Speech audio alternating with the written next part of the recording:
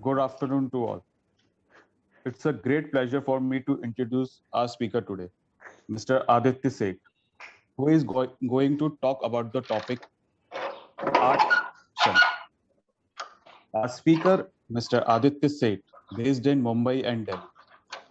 He is an internationally acclaimed, independent, award-winning documentary and short filmmaker, and has impeccable knowledge of theater and music. He has been in the film industry for more than 30 years. He is also an academician for past 20 years and teaches filmmaking and related media at the UG, PG, and PhD levels.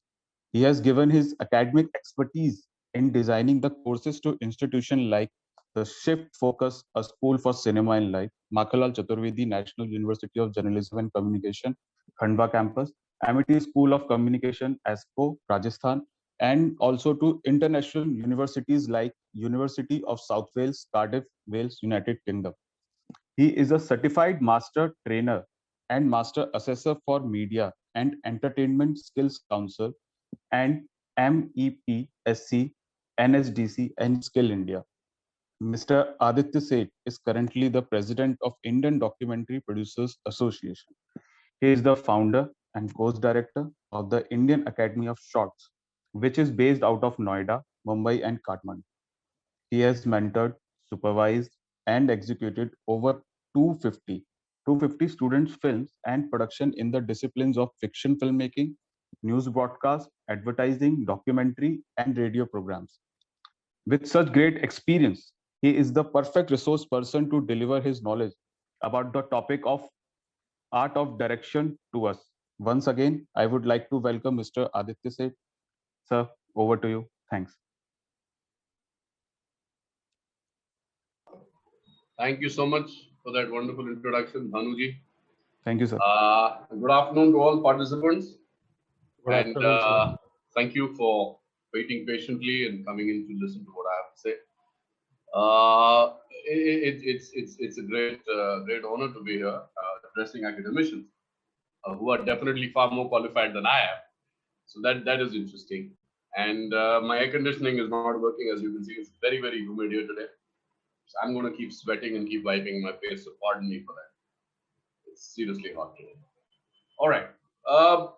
Now the topic given to me to speak to all you esteemed participants is the art of film direction. Now there is there's a misnomer here, is what I feel. Film direction is not an art. Film direction is at best an applied art. It's a craft.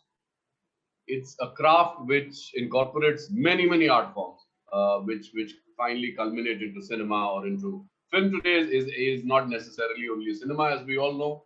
Film can be, it's a recorded medium. It can be viewed just about anywhere in any way. And as we all know, thanks to COVID, cinema halls have kind of become redundant, unfortunately, at least for the past year or so. They've not been operational. So I think film is primarily a recorded medium. When we talk about film today, film is really a generic term used for recording. On a negative, negatives are now out with the digital space. So everything is an intra-positive, everything is a positive. A video or a digital medium through a camera, which represents life when played back, whether it's streamed, it's released in a cinema or broadcast on television. So film today is really a generic term for recording. Film is not anymore the physical film that we used to earlier see in cinema halls, or that used to be a succession of still images, which when projected created an illusion of movement. So cinema basically primarily came from an illusion of movement which was created while projecting, not while recording.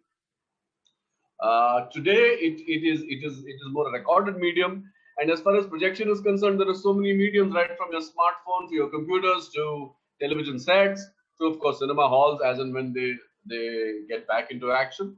So we have many options, many screens, many mediums to view from today, unlike in the past. And art is the activity of skill, of producing things such as paintings, sculptures, installations, designs, etc. So when these two things come together, we incorporate all the fundamentals of art using a camera, which is our pen, We use the camera as a pen. The camera interprets life, records life as per the script which is predetermined, on the basis of which we decide how we shoot the film. We decide how we represent the drama in the film. I will explain all these concepts to you. I'm just wanting to demystify the fundamentals of what we're going to be talking about before I get into the PPT and the pedagogy of the whole thing. I just thought I'll just clarify certain fundamentals here. Some ABC is always it's always I believe it's necessary to define the space we're in. नहीं तो खामा का confusion हो जाती है, मैं कुछ और बोल रहा हूँगा, आप लोग कुछ और समझ रहे होंगे और नतीजा कुछ और ही निकलेगा. तो ऐसा नहीं होना चाहिए. मैं हमेशा यही कोशिश करता हूँ कि जो मैं बोलूँ, जो भी मुझे सुन रहे हैं वो उस बात को कम से कम 80 से 90% उतना ही समझे जो मैं बोलना चाह रहा हूँ. नहीं तो ना मेरे बोलने का कोई फायदा, ना आपके सुनने का कोई फायदा. मैं आपका टाइम वेस्ट कर रहा हूँ और अननेसेसरली आपको मैं कंफ्यूज कर रहा हूँ. ऐसा नहीं होना चाहिए. मैं इस बात पे हमेशा यही कोशिश करता हूँ कि डिमिस्टिफिकेशन बहुत जरूरी. नहीं तो पढ़ाने का हमको कोई हक ही नहीं है. अगर हम डिमिस्टिफाई ना करें, क्यों पढ़ा रहे हैं? मिस्टिफाई करने के लिए थोड़ी पढ़ा रहे हैं. इसलिए पढ़ा रहे ताकि कुछ कॉन्सेप्ट्स क्लियर हो, कुछ फंडामेंटल्स क्लियर हो, आपका इंटरेस्ट आए जिस टॉपिक या सब्जेक्ट पे मैं आपसे बात करने की कोशिश कर रहा हूँ. तो बेसिकली ये मैं क्लैरिफाई करना चाह रहा हूँ. Cinema is film is an art, but it's an applied art. It is not an art in itself. It's an art which brings in so many different art forms. आप painting ले लें, sculpture ले लें. Sculpture कहाँ पर आता है? Design कहाँ पर आता है? सेट्स में आता है. जिस तरह से हम सेट्स बनाते हैं, जिस तरह से हम लोकेशंस को यूज करते हैं. पेंटिंग अगर आप लेंगे, camera angles are all determined by fundamental of theory of art. Theory of art में 3 लाइनें होती हैं, एक वर्टिकल, एक हॉरिजॉन्टल और एक डायगोनल. अगर आप फिल्मों को देखेंगे, आपको specially song and dance sequence, action sequences देखेंगे, ज्यादातर आपको डायगोनल एंगल नजर आएगा. फ्रंटल एंगल बहुत कम नजर आएगा, क्योंकि डायगोनल एंगल एक डायनामिज्म देता है. अच्छी पेंटिंग अगर आप देखें, जिसको अच्छी कहा जाए, जिसको बहुत लेयर्ड या डेप्थ वाली, जिसमें कुछ कहने को है पेंटर के पास, अगर आप देखेंगे तो पर्सपेक्टिव हमेशा डायगोनल होगा, कभी भी फ्रंटल नहीं होगा, कभी भी फ्लैट नहीं होगा. वो कैरेक्टर्स की प्लेसमेंट या उस लैंडस्केप की प्लेसमेंट हमेशा डायगोनली होगी, क्योंकि diagonal angles give you dynamism. It gives a feeling of movement, and film is all about creating movement. So as far as that is concerned, yes, we do borrow heavily from theory of art. We borrow heavily from sculpture and from design and from architecture, using landscapes, locations, sets, putting up sets. And we also borrow heavily from music, from dance, because Indian cinema is all about sound and music and dance, and we can't do without it. And of course, now we also borrow in our action sequences, we borrow heavily from our traditional martial arts. That was also an art. So, like I said, many elements come together, other than, of course, writing them out together in a comprehensive, cohesive, synergistic manner. But many art forms come together to form what we call film, what we call cinema. So it is not a art form, it is an applied form, borrowing from many art forms, converting it into a craft, and then extrapolating a story based on a script for our engagement, entertainment, education, information, whatever may be the need of the film at the end of the day. So this is the first thing I wanted to clarify here, that I don't believe it is an art in itself. It is a borrowed, applied art, which is primarily a craft. That was the only little thing I wanted to do. All right, now, and also, ladies and gentlemen, anybody wants to ask me any question at any time, please let me know. If there's any confusion at any time, I will definitely answer your question. So this is an open house. It is interactive. It's not going to be just me speaking and you listening.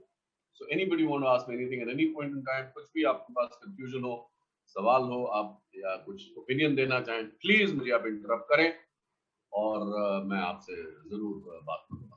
मैं पूरी कोशिश करूंगा कि आपके सवालों का सही जवाब. Sir, I would like to clarify. Please. Like you said that there is consist of borrowed of multi arts, music, poetry. Immediately we fiction film very much strike that, okay. But when we think about the documentary, then sometimes we know, doubted about the documentary is an art form of borrowed of this music and poetry or not. that I want to ask. Most definitely, most definitely. I would have come to clarifying between fiction and non-fiction. I'll just very quickly answer your question.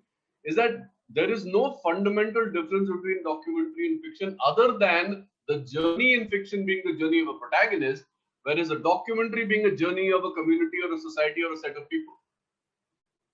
They also go through the same ups and downs that we are documenting at that point in time as a character in the film for 2 hours or 3 hours or however long the film is, or a 50-minute episode or a 20-minute episode.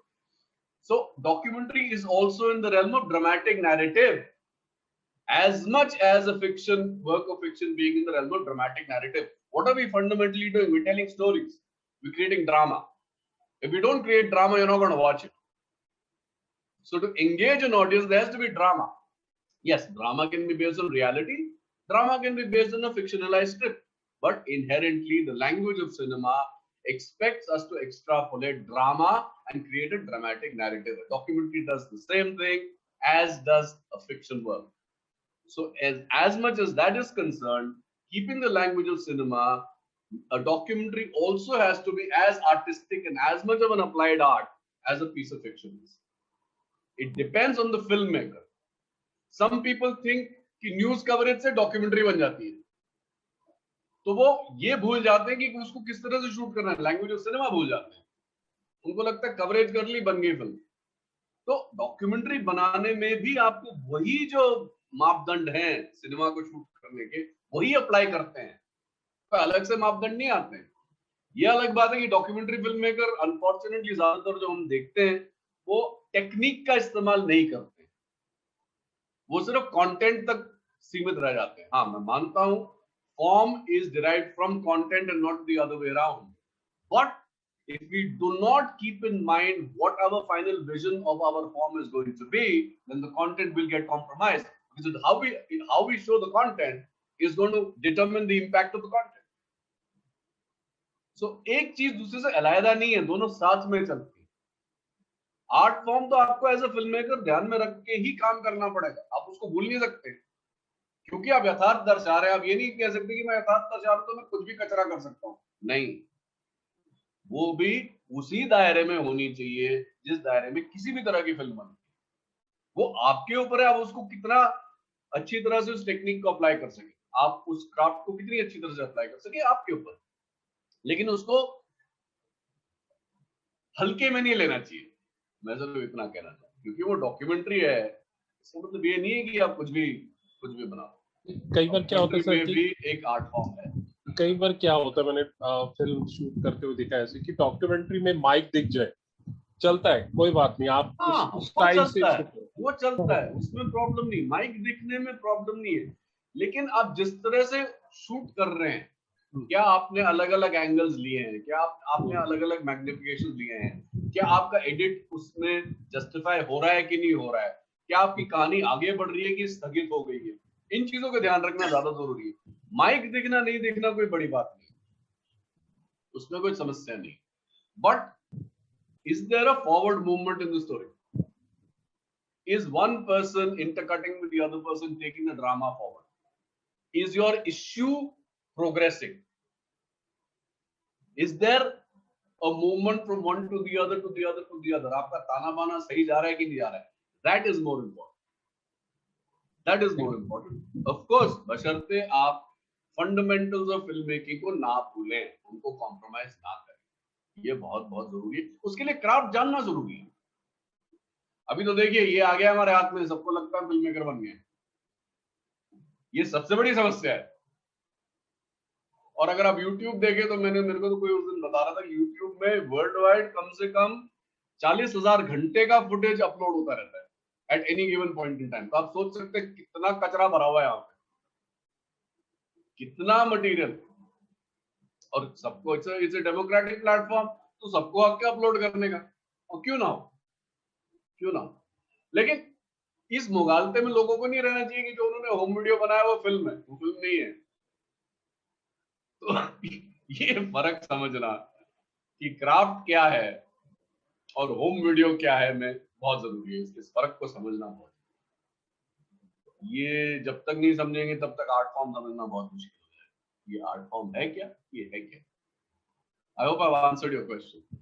Yes, sir. Thank you. All right. एक question हो रहा है sir, कहीं मेरे दिमाग से skip ना हो जाए. Yesterday we are listening about the film history. You know, first the cinematograph and Lumbri brothers bring the camera, but actually where the direction terms come, you know, because first we invented the camera, but from where the direction start? What do you think about it? The direction started the moment we started telling stories through the camera. Earlier, we were not telling stories. Initially, the camera was only used as a piece of coverage. Lumiere brothers invented the camera. They were inventors. They were not cameramen or filmmakers. The reason they made those films or those clips of arrival of a train and people going into a factory and so on and so forth, which was the first known recorded film, was only to show the potential or experiment with the potential of what they devised, what they invented in their device. It was not to make a film. It was just to show the world that this is what is possible. So please buy. We'll make for you also. It was a marketing tool. So those were actually the first promos ever made, without really realizing that these are promos. Because the first time Arrival of a Train was shown in a theater in Paris, the audience ran away. They thought the train was going to overrun them. They were so scared. They'd never seen anything like that in their life. So direction वहां पर आई जब आपने scripted content बनाना शुरू किया, तब direction है. उसके पहले डायरेक्शन थी नहीं. उसके पहले आपके पास कैमरा था और आप उसको और कैमरा इतने बड़े होते थे कि 4 लोग चाहिए होते थे उसको उठाने के लिए. तो एक बार ये एंगल लग गया वो चेंज नहीं होता था क्योंकि उसको उठा ही नहीं सकता कोई. इतने बड़े बड़े डब्बा कैमरा होते थे, राइट. तो उस जमाने में डायरेक्शन, कैमरा, इन चीजों के कोई there was no demarcation or distinction. There was none of that because there was no scripted content. One of the first films made in India, which was termed a documentary. In those days, it was known as topicals. One of the first topicals, which is in recorded history, was a wrestling match in Hanging Gardens in Mumbai by a gentleman called Save Dada. Save Dada was not a cameraman. Save Dada bought a camera. He was interested in photography, so he went and shot this wrestling match. उसमें scripted content है ही नहीं. आपने एक जगह camera लगा दिया, जो हो रहा है वो हो रहा है. As is various basis पे आप उसको शूट कर रहे हैं, जो कि pure documentation. Because उसमें आपको इंटरफेरेंस है ही नहीं. लेंसेज भी आपके पास एक ही लेंस होता था. लेंस में भी कोई ऑप्शन नहीं होते. तो ये बाद में जब स्क्रिप्टेड कंटेंट, जब कहानियों को हम रिकॉर्ड करने शुरू किए, जो थिएटर से आया है पूरा का पूरा जो काम जान. This was basically, earlier theater was viewed from the audience as a live performance, and the camera came and started interpreting theater for the audiences. It became an interpreter. The moment we use an interpreter as a medium, we needed to script the content because then the technique changed. As the technique changed, you needed somebody who would interpret the drama for the audience. That person came to be known as a director. So ये कोई एक दिन suddenly कुछ ऐसा नहीं हुआ. Happened over a period of time. It evolved over a period of time. So if you ask me, is there a historical specificity of when the director was born? No, there is no such record. ऐसा है ही नहीं. कौन सा बंदा पहला film director था कोई नहीं जानता कौन. बट डायरेक्शन तब आई जब लोगों को लगा कि ये जो इंटरप्रिटेशन हम कर रहे हैं इसमें थोड़ी टेक्निक की और थोड़ी समझ की जरूरत है. तो कोई ना कोई एक बंदा चाहिए जो इसको इंटरप्रेट करे. मुझे लगता है शुरू में प्ले राइट्स ही शायद डायरेक्टर बने होंगे, जिन्होंने वो प्ले लिखी होगी या उन्होंने वो परफॉर्मेंस क्रिएट किया होगा. तो ऐसा मुझे लगता है. बट इसका मेरे पास तो कोई प्रमाण नहीं है सर. आपको शायद हिस्ट्री में कुछ मिल जाए तो मुझे भी बता दीजिएगा.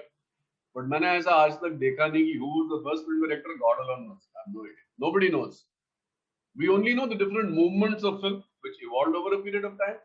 And after a certain amount of time, people started being called directors, producers, so on and so forth. But ऐसा कोई nomenclature का demarcation हुआ, कब हुआ specifically, मुझे तो इल्म नहीं है इसका. नाम मैंने किसी किताब में पढ़ा. तो हो सकता है कोई एक तो ऐसा. Thank you, sir. Most welcome. Okay, let's get on with this. Sir मैं हेलो सर मैं थोड़ा सा इंटरप्ट करना चाहूंगा. करिए ना. माफ करिएगा. सभी बात नहीं है, करिए. सर क्वेश्चन है सेशंस अपन लास्ट में लेंगे, तो सभी पार्टिसिपेंट से निवेदन है। हो गया। बट आप ग्लैड इन्होंने अच्छे सवाल पूछे, क्योंकि इससे एक भूमिका बन गई सबके लिए। ये बड़ा अच्छा हो गया एक तरीके से, कि जिसको भी कोई भी किसी भी फंडामेंटल लेवल पर कंफ्यूजन है, वो कंफ्यूजन क्लियर होगी। अब आप जैसे बोलेंगे सर वैसे होगा, डोंट वरी। क्वेश्चंस आप चैट में डाल सकते हैं पार्टिसिपेंट सारे, अपन उसको एक एक करके लास्ट में लेंगे। ठीक है, ओके। आप घबराए ना गजेंद्र जी, बिकॉज जो मेरे को पढ़ाना है उतना मैं आपके टाइम में खत्म कर दूंगा। सर आप घबराए ना। Thank you so much sir. बस मुझे थोड़ा इजाजत दे कि मैं थोड़ा सा हो सकता है इसको फ्री व्हीलिंग रखूं। फ्री व्हीलिंग रखना जरूरी है उनके लिए जिनको इस सब्जेक्ट का इल्म नहीं, तो इसमें थोड़ा सा डेमोक्रेटिक होके चलेंगे तो अच्छा रहेगा सर, मेहरबानी होगी। ठीक है जी, okay sir, thank you sir. Okay, so these three definitions, if we can understand, then the whole thing becomes easy for us going forward. Like I said earlier, film today is a generic term used for recording on negative video or digital through a camera, which represents life when played back, streamed is what we do on OTT platforms, or released in a cinema or broadcast on a television set. So film is no longer the negative film that we know conventionally, as I mentioned earlier. Art is the activity or skill of producing things. आप चीजें बना रहे हैं, such as painting, sculptures, installations, designs, music, dance, fine art and applied art. Right? And film as or when we say direction or the art of direction, when we talk about, we first must understand what a director does. A film director controls a film's artistic and dramatic aspects and visualizes a screenplay. This is his primary or her primary job. This is the visualization, while guiding the technical crew and actors in the fulfillment of that vision. Now, what is this whole vision all about? We will discuss it further. But I just like to add one thing here, that everything that we do in a film is based on what we call a script or a screenplay. So it is nothing but a succession of words. That succession of words has to be reinterpreted into a succession of visuals. That is what the art of direction is fundamentally, if you ask me. That is what direction is. How are we going to reinterpret word to visual, script to screen, as we say in our parlance? Script to screen is the job of the film director. How does he take or she take whatever is written in the script through the medium of the camera, integrate it in an edited version by telling a story to a larger audience for their engagement and entertainment, without compromising on what the script says, but reinterpreting it visually in such a way which is in consonance with what the script says, yet has a vision which is of the directors alone. So director somewhere has to be a technical visionary.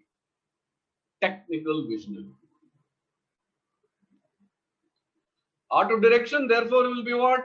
The portrayal of the director can be phrased by the formula cinematography plus setting plus blocking plus acting plus editing equals directing. In other words, the director is the chief creative person for a movie. The director leads the viewer, so the viewer gets the most out of the film, right? Now let's see how they lead the viewer.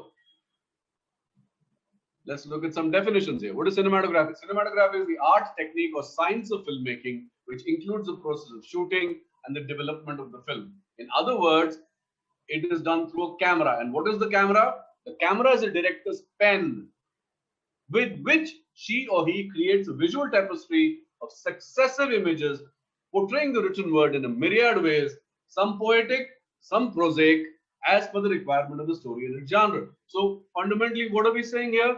That the director must know how to use the camera to his or her best possible potential to tell the story in a best possible way to entertain, engage, and inform the audience. So therefore, what is the first technique that the director must know? He or she must know everything about the camera. What are the various possibilities in the camera? What is the potential in the camera? What are the types of lenses that can be used? What are the different types of angles that can be used? And how best can the camera be used through lighting, through light and shade, through different experiments that you can do with the tonality to best tell the story that has been scripted either by you or by a writer, and you're adapting the script which is given by somebody. So directors work in both ways. Some directors write themselves, some directors use other people's scripts. So primary, knowing the camera, the first craft required. Post writing. First craft actually is writing. So he or she must know how to write, or at least be able to understand what writing is, what the script is. And then understand what the camera is. Setting. The setting initiates the main backdrop and mood for a story. The setting can be referred to as a story word or milieu to include a context, especially society. Beyond the immediate surroundings of the story, elements of setting may include culture, historical period, geography, and other. Now, these four things will be in any and every film. Excuse me, whether it's a film made in June 2021, set in June 2021, or whether it's a film which is set in 15th century, 16th century, 17th century. All films will include the culture of that time, the culture of the character, the period of that time where the story is set, the geography of that space, the location where or in which area are these people, whoever are our players, our protagonists, our actors, and whether it's day or night, whether it's morning or evening, whether it's afternoon, morning, evening, midnight, what is the time? So these four things inform the audience by giving them a context as to where is the protagonist or a set of protagonists, that is the actors, heroes, heroines, performers, character actors, and what exactly are they, what are we expected to expect from the story, where are they, what is their culture, which historical period do they represent, what is the geography of the space they're in, and at what time of day is this particular sequence being shown to us. So that makes it easier for the audience to understand what is going on. Right? Because there are many films that don't necessarily follow a linear pattern of characterization or of storytelling. There are films that cut back and forth in time. Especially, some films which you must have seen on, say, reincarnation. पुनर्जन्म की फिल्मों में आपने कई बार देखा होगा कि suddenly आप 2 सेंचुरी पीछे चले गए, सडनली आप 2 सेंचुरी आगे आ गए. तो अगर ये एक एग्जांपल दे रहा हूं आपको, क्योंकि इससे जिन ऑडियंसेस को ज्यादा इनिशिएशन या ज्यादा अंडरस्टैंडिंग नहीं है फिल्म की व्यूइंग की, सिनेमा की व्यूइंग की, उनके लिए बहुत कंफ्यूजिंग हो सकता है कि suddenly cutting back in time and space. So cutting back in time and space should also very specifically demarcate the culture, the historical period, the geography, and the time to make it easier for an audience to understand. So these four things must come across in every film, however experimental it may be. Because, like I said earlier, we are not here to confuse the audience. We are here to entertain the audience. We are here to engage the audience. So we must keep these things in mind in our settings. The director determines and executes the setting in collaboration with art director and the production designer. Art director, production designer are people who are basically artists. Most accomplished art directors are people who have done diplomas or degrees in art, and they belong to colleges of art, at least the educated ones. And then they become production designers, and they become art directors. So they take care of the look, the feel. Some of them even take care of the styling, the colors that will be used, the kind of sets that will be put up, the way those sets will function, and they kind of then propose to the director what are the various types of possibilities given the story and the requirements of the story, that these are the types of sets that can be made, or these are types of locations that can use, and then the director and the art director sit together and they decide the look and the feel of the film. They decide, all right, this is what it's going to look like, this is where it's going to go. And these are the possibilities. Plus, all the time, remember one thing, in any film, however complicated, however non-linear, however, excuse me, many locations it may be using, fundamentally it has to be cohesive. Fundamentally, the look, the feel, the colors, the style should come together. It cannot look like 5 different films happening simultaneously, because then we will never relate to the character. What is the fundamental job of a filmmaker? The fundamental job of a filmmaker is to engage an audience. The fundamental job of a filmmaker is to make the audience suspend their disbelief. What is suspension of disbelief? That we know logically this is not possible, yet because we're engaged with the story of that particular hero or heroine, the character or the protagonist whose journey it is, that we say कि चलो Amitabh Bachchan tiger के साथ लड़ रहे हैं तो tiger को भी मार के आगे निकल जाएगा क्योंकि वो अमिताभ बच्चन है, क्योंकि हमको उससे सहानुभूति है, क्योंकि हम चाहते हैं कि हमारा हीरो जीते, वो जितना भी इम्प्लॉजिबल क्यों ना हो, क्योंकि टाइगर का अगर एक उसका थप्पड़ पड़ गया अमिताभ बच्चन का जबड़ा बाहर आ जाएगा, आप भी जानते हैं हम भी जानते हैं। लेकिन जब हम फिल्म देख रहे होते हैं हमको लगता है नहीं यार एक्सक्यूज मी, ये मेरा हीरो है और मेरा हीरो हार नहीं सकता, और कुछ भी हो जाए ये टाइगर को मारेगा। तो ये जो सस्पेंशन ऑफ डिसबिलीफ होती है कि हमको पता है लॉजिकली हम गलत सोच रहे हैं, लेकिन क्योंकि कहानी में वो इस तरह से दर्शाया गया है, we want to believe that the hero can overcome, we want to become part of that hero's journey, we want to vicariously live the story of the protagonist.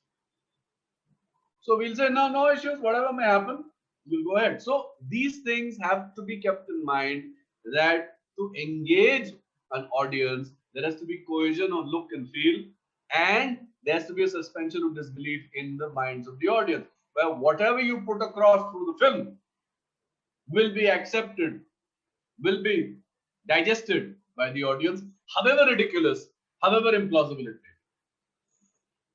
may. That's the endeavor. Some films achieve it, some films don't achieve it. Hello sir, sorry to disturb you sir. Yes. Sir सभी participants को मैं कहना चाह रहा था, question sir आपके lecture के बाद अगर हो जाए सेशन तो ज्यादा अच्छा रहेगा सर, है ना। सभी पार्टिसिपेंट्स से मैं रिक्वेस्ट करूंगा। Thank you sir. Sir continue sir please. Okay. May I continue, Bhanuji? Sir please continue sir. All right. Thank you. हाँ जी sir. All right. Blocking. What is blocking? Blocking a scene is simply working out the details of an actor's move in relation to the camera. You can also think of blocking as the choreography of a dance or a ballet, right? Dance is always blocked in various movements, and all the elements on the set, that is the actors, the extras, the vehicles used, the crew, the equipment, etc., should move in perfect harmony with each other. Now, where does this blocking come from? Blocking comes from theatre. All our endeavors in film, all our endeavors in scripted entertainment, if I may call it that, come from theatre. The fundamentals lie in theatre. All the fundamentals. Everything that we follow lies in theatre.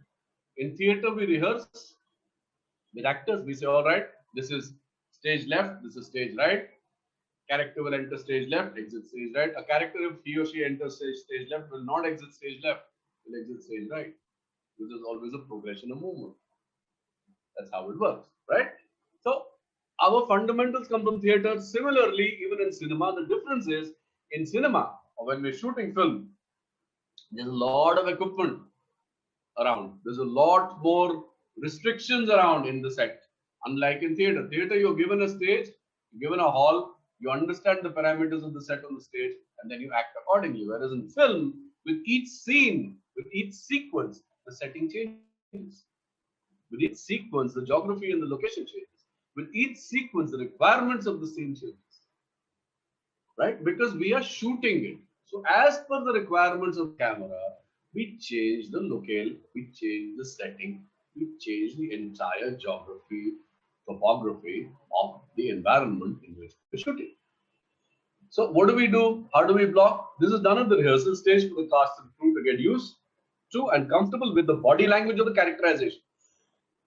This is very, very important because in theatre, we are always in long shot and always live.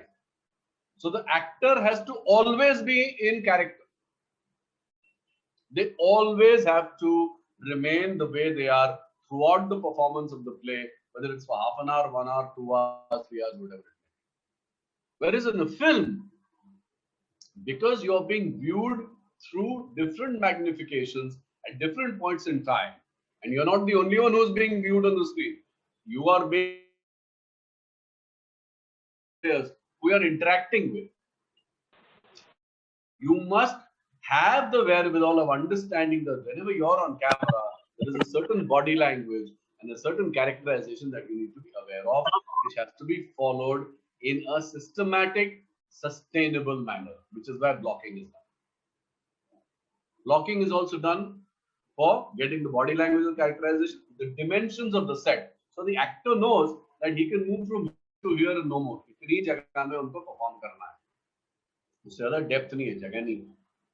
Camera यहाँ है, आप इतना ही करना है, नहीं कर सकते. उसमें आप किस तरह से अपनी मूवमेंट, अपनी बॉडी लैंग्वेज, अपना point A to point B जाना, फिर मुड़ना, दूसरे कैरेक्टर से बात करना, जो भी तमाम चीजें होती हैं सीन में, उसको आपको उसी हिसाब से नपा तुला करके करना पड़ता है. यहाँ पर मैं एक रिजॉइंडर दूंगा कि the art of acting in film is very, very technical, unlike in theater.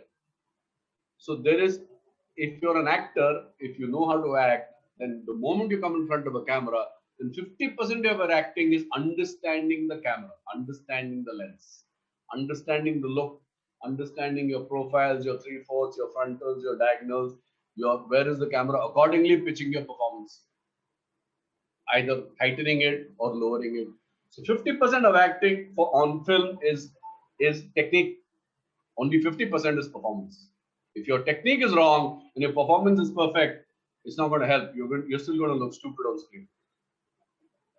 So you have to know the technique. So learning how to act in front of a camera and learning how to act on theater are two different things. Okay, so body language is the characterization, dimensions is the set location, and for the director and his team of technicians to determine how best to shoot the film. It's while you're doing blocking, is when you determine which angles will work best, which emphasis or which magnification should come when, right? What kind of movement of the camera is required? Should the camera be static? Should the camera be moving? Should there be a trolley shot, a crane shot, a jib shot? Should there be a drone? Or should it just be a static shot? So on and so forth. So all these things will be determined as per the requirement of the scene and the way the scene is blocked. Acting, like I said, acting is an activity in which a story is told by the means of its enactment by an actor or actress who adopts a character. So what we see on the screen is only the actor. We don't see the director, we don't see the writer, we don't see the musician, we don't see anybody else, we only see the actor. So we believe that whatever the actor is playing is all there is to it. Whereas there's a whole lot of work and preparation, as I am talking about it and as you are getting aware, that goes behind each and every line, each and every placement of an actor in a film is concerned. There's a whole lot of other work that goes into it before the actor can actually come and perform for you. So acting is an activity in which a story is told by means of its enactment by an actor or an actress who adopts a character in theater, television, film, radio, or any other medium that makes use of the mimetic mode. Mimetic mode comes from mime. Mime artist, mime, mimicking, copying. Right? So acting comes from mime. One of the first types of acting used to be the mime, used to be the pantomimes, जिनको जो basically comedic performance होते थे, which used to be satirical and which would make fun of given circumstances and given societal concepts. So the mime in itself was a very interesting mode of expression, and yet it was socio-political, though it was all a good humor, good fun. The joker of the circus is heavily mimetic. The joker of the circus comes from what mime used to be, because in those days there was no circus, right? I'm talking about pre-technological entertainment, pre-technological performance. There was no technology. It was just all very raw, very organic, very human. So acting is copying. Mime is copying and making fun of.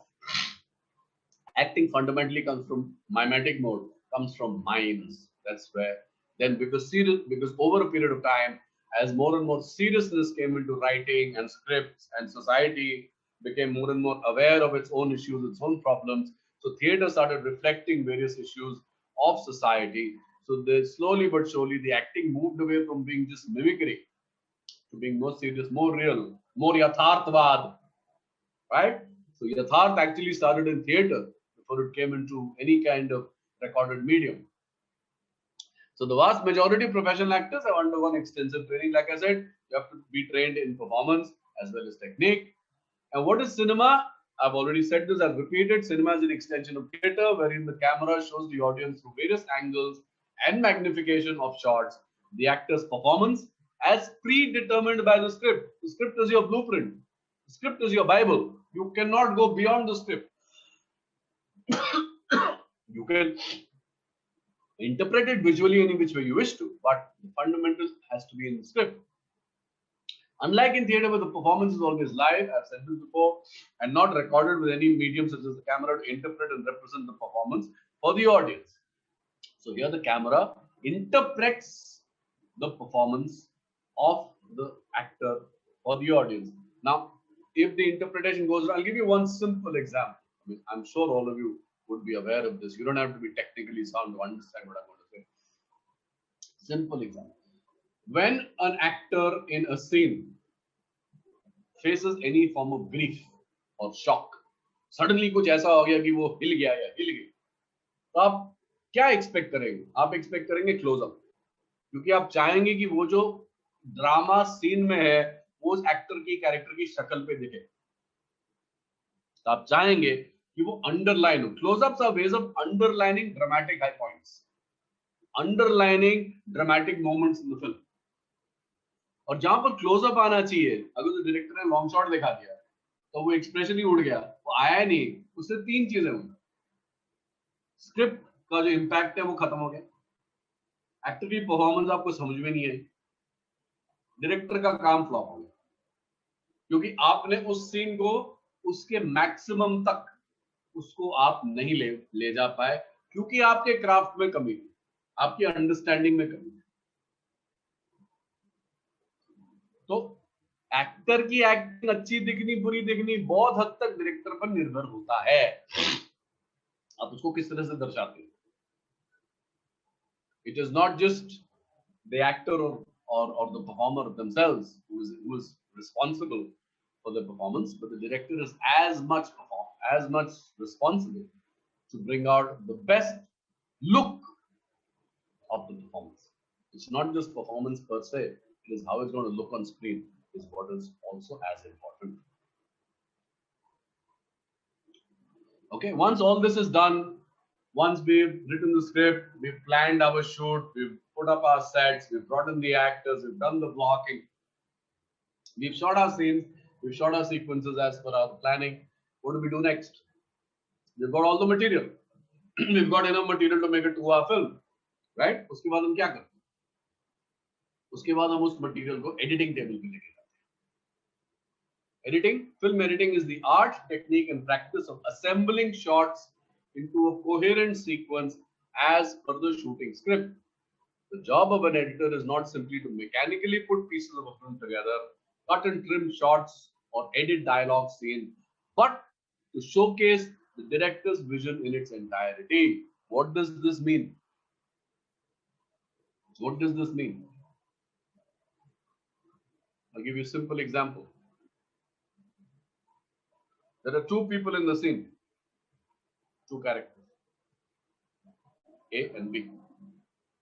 And there's a conversation happening between the two of them. Right? Our first shot is this. Can you all see me? Or can you only see the PPT? Bhanuji, anybody help me here, please? हाँ sir, देख सकते हैं sir आपको. मेरी शक्ल देख रही है ना आपको? जी जी जी. शक्ल. हाँ. Yes, हाँ sir. Sir. All right, thank you. Okay. So if these two people are here, our first shot will be this. It will establish both the people. One is right of frame, one is left of frame. Right? And they're standing like this, talking to each other. So what will we do? If we have to shoot this gentleman, then our camera will be from this person's point of view perspective. Similarly, if you have to shoot this person, our camera will be from this person's point of view. So it looks as if there's a conversation going on between these two people and the camera is going from side to side, angle to angle. Right? Close up to close up, mid shot to mid shot. All right. Now, so we have three magnifications. I'm giving you very basic cutting here. Very, very basic cutting. First shot, establishing the two. Second shot, gentleman A speaks. Third shot, gentleman B speaks. And so on and so forth. The conversation goes on. At the end of the scene, we come back to the establishing shot. Both of them leave the room. Simple, easy to understand, right? I'm giving you a very, very easy, very simple exercise here. Very simple, right? Now, if this, and this are not timed to perfection, are not shot properly, not cut in sequence, where dialogue 1 to 2 to 3 to 4 does not flow seamlessly, and the editor is not able to piece it together as per predetermined sequence, then the film will look strange, it will look completely lopsided, the story will not flow seamlessly. So what is an editor doing? He is actually putting together the various movements, dialogues, silences, sounds in a cohesive, sequential manner as predetermined by the script for you to get a seamless experience of a particular dramatic movement in the film. Right? And while the editor does that, he or she also takes into account the director's vision, the script, but tries to add something more to it. Now, how can you add something more to it? Maybe by giving a pause longer than required to gentleman A, because there is something which he or she is reflecting on, maybe something what the editor says, that this reaction could go in heightening the drama further. One second. Sorry. Sir, I'm in a class. I'll have to call you back. I'm in a class. Can you give me an hour's time? I'll call you back. I'm sorry. Yeah. Thank you.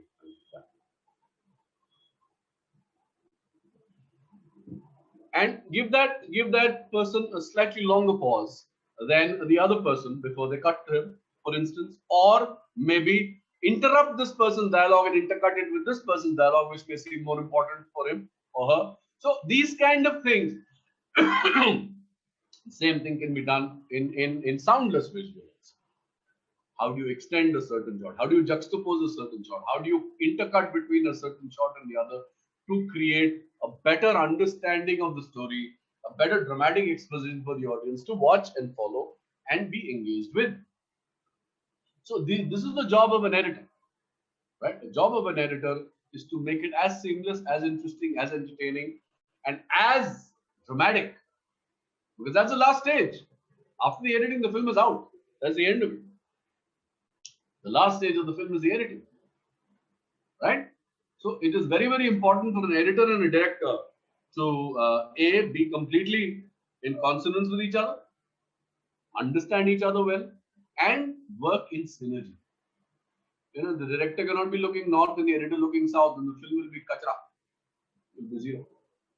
So they have to work together. I mean, ideal situation is the director himself or herself is an editor. That is ideal, right? But if it's not possible, then there should be a good understanding between what has been shot and how is it to be edited.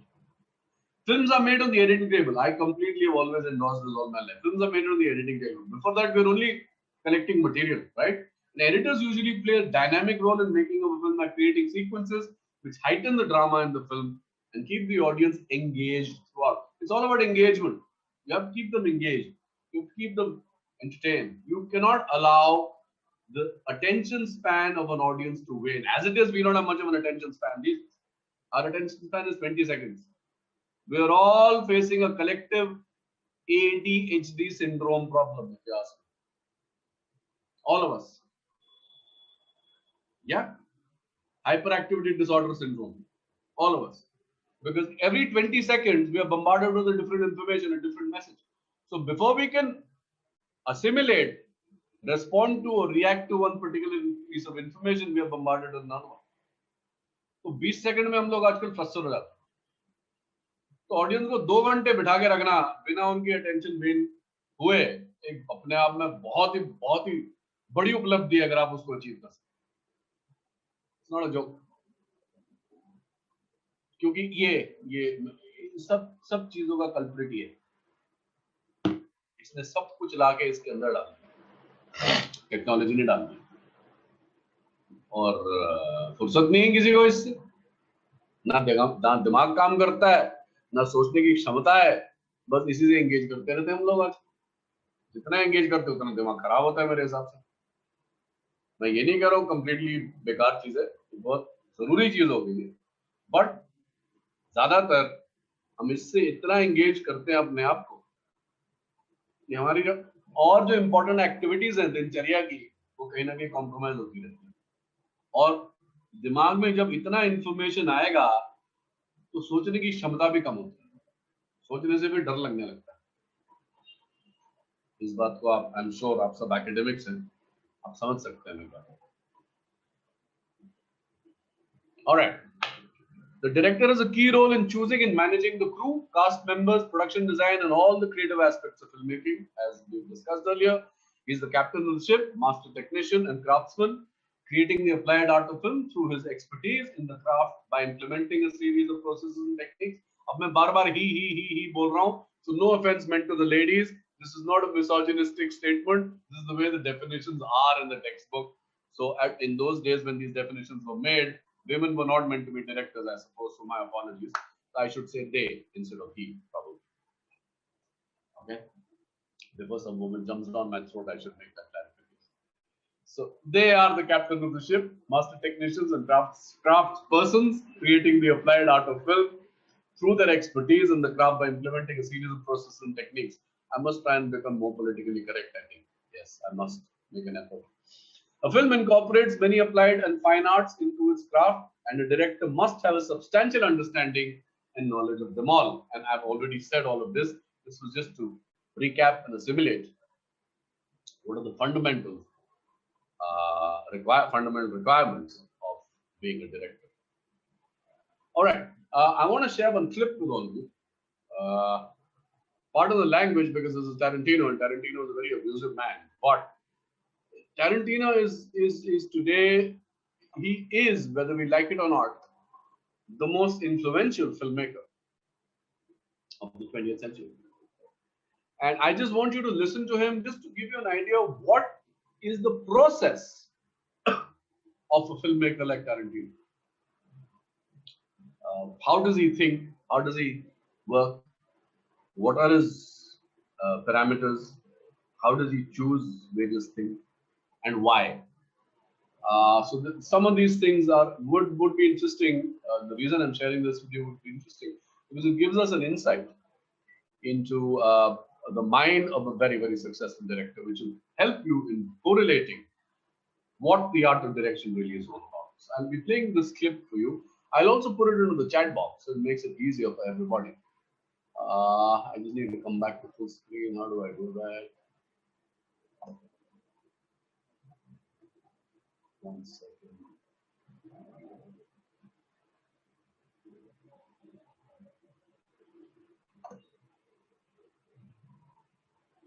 How do I come back to full screen? Banuji, will you help me here, please? What do I click on? Saurabh ji sir आप F5 दबाएं, आप full screen पे आ जाएंगे. Press क्या F5 from your laptop. F5. Yeah. Okay. नहीं, ये तो मेरा पीपीटी आया ना. Yeah. जूम का विंडो फुल स्क्रीन करना है. Okay. स्क्रीन ही चाहिए फिलहाल. जूम के वीडियो के लिए सर आपको एक minute. Sir, you can stop share your screen, and again you'll have to share your screen with sound. एक minute. I think I've got it. It's all right. One second. No problem.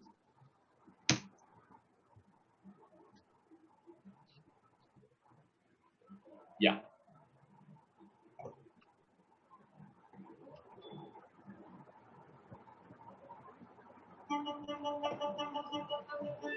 Sir, it's not visible to us.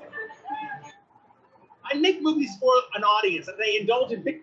It's not visible to you? Yeah. All right, 1 second. Then I'll have to probably screen share again, right? Yeah. Yes, sir. All right, fair enough. Now, how do I do that? Minimize this slideshow, sir. Minimize this slideshow. Sorry? Minimize this slideshow. This window you have to minimize. Yeah, I've done that. I've done that. No, sir, you'll have to share, stop your share screen. The screen Yes, I you have know, shared. madam. I don't know how to go back to my original window. That is the problem I'm having. Yeah, all right. Yes, yes, Okay, yes. got it. Yeah. See, this is called technological terrorism. You know. Okay. Now,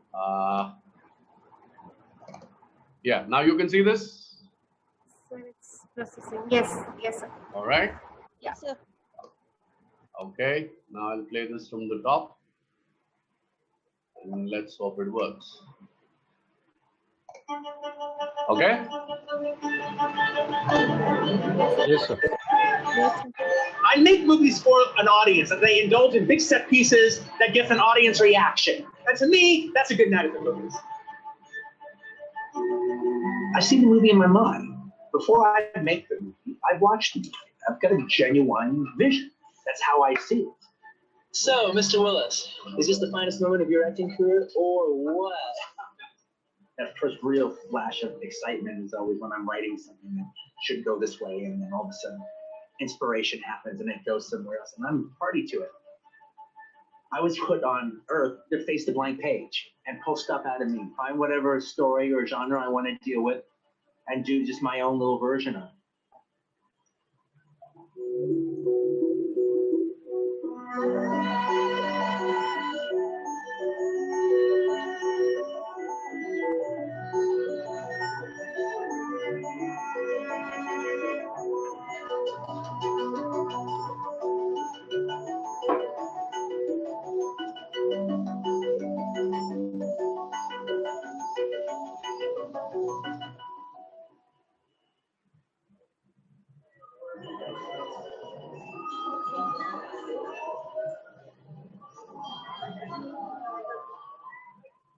According to filmmaker and historian Peter Bogdanovich, you are the single most influential director of our generation. And the Oscar goes to Mr. Tarantino.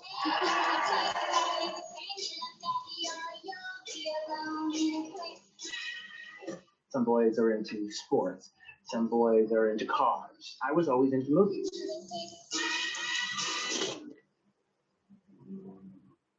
I worked in a video store in Manhattan Beach, California, a place called Video Archives, where our specialty was like foreign films, classics, TV shows, oddball stuff. I had like this shelf, and every week I would do like a new theme. Films of Michael Parks, the films of Henri Dutton. You know, and that store was like my one source of artistic expression. At the time, I never even thought about writing. But where I actually realized I had a little bit of talent at it was going to acting class. And I was always doing bizarre scenes in acting class. Little by little, I started adding more and more and more to the scenes. And that was me learning how to write dialogue. All of my writing techniques, I never took any writing classes or seminars or anything like that, read any pamphlets. My whole thing was, everything I learned as an actor, studying acting for 6 years, I basically applied to writing. If I'm playing, I don't know, whatever, Sugar Baby, something really crazy in a theater production, and I break up with my girlfriend, who I'm like madly in love with, and then my heart is shattered. When I go out on stage, I have to bring that experience on with me. Well, the same thing with me as a writer. That pain that I'm feeling has got to find its way into the story, or else what am I doing? I mean, Kill Bill was insanely personal. Oh, Kill. I don't necessarily want you to know why it's so damn personal and why it was like ripped from my heart. So I bury it inside of a bunch of other stuff. But it's still all very real, and it's still coming from me. C'était au plaisir de discuter avec Cancer signifie. Au rêve, mademoiselle.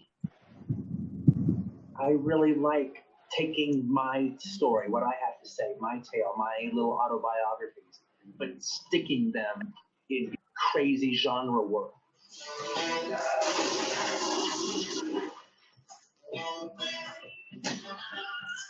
Your unique storytelling, what led you to constructing that sort of back and forth, nonlinear style?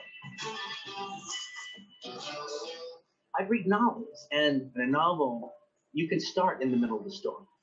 They're doing something, and it's just moving in the forward momentum of what they're doing that's taking place in the here and now. And now it comes to chapter 3. And chapter 3 happened 2 years before. Right. I always thought if you did it the way they did it in novels, that would be inherently cinematic. The cross-cutting would be mean. And they just put it all in chronological order was inherently not cinematic. It was drab. How did you get out? Shot my way out. I started shooting, so I blasted my way out of there.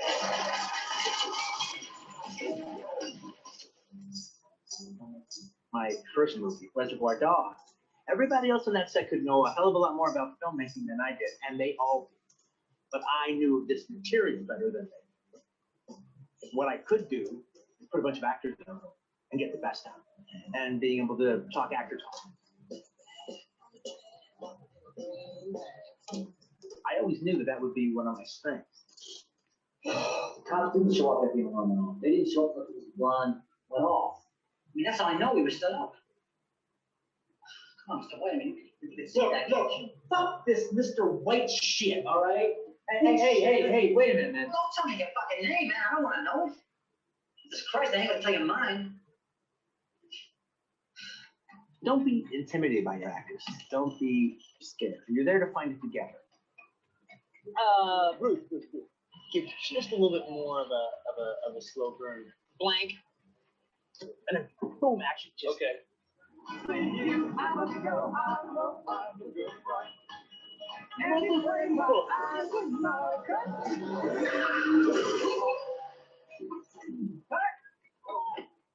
One of the best things that a film director today can do for an actor is you should be sitting right by the camera.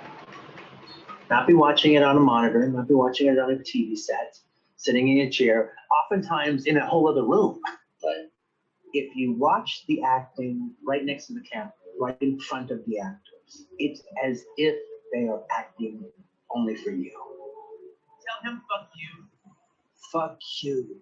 And then throw it to everybody all around. And your Jew dogs.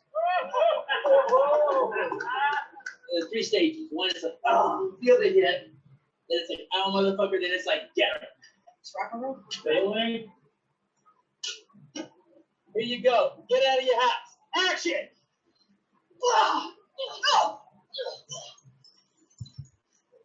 Good. Damn good. Yeah. The interior wedding check all day. Overhead shot. We hear a bang, and the bride receives a bullet inside her ear. Cut to black screen. The 4th film by Quentin Tarantino. That was me throwing my hat into the action filmmaking ring in a big way. I mean, you were so painstaking in how you shot it. I think you even would shoot in one direction, get a shot, turn around, shoot the next cut. That's the Hong Kong way. Yeah. You know, the American way is like Cover one direction. Yeah, we're shooting Cover this room. We cut the room in half, and we do everything on this side first, and then we do everything on that side. That's not really their way because no one can ever keep all that. Action. So what you do is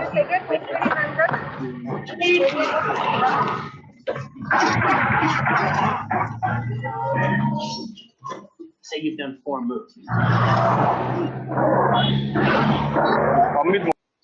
Well, that becomes the first move of the next 3 or 4.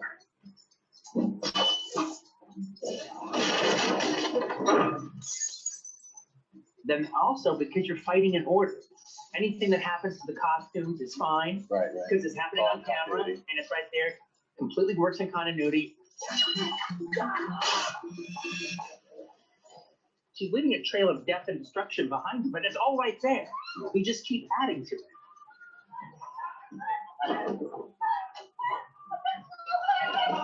Good. Great job.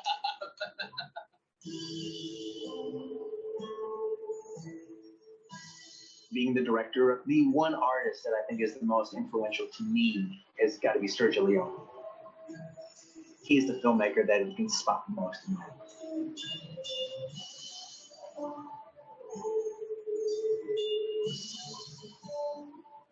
That kind of operatic quality, and the way the music takes over and kind of set pieces, directing can be a set piece a lot of times.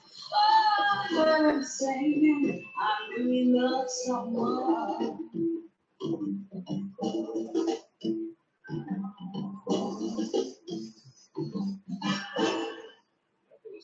It all started on Jackie Brown.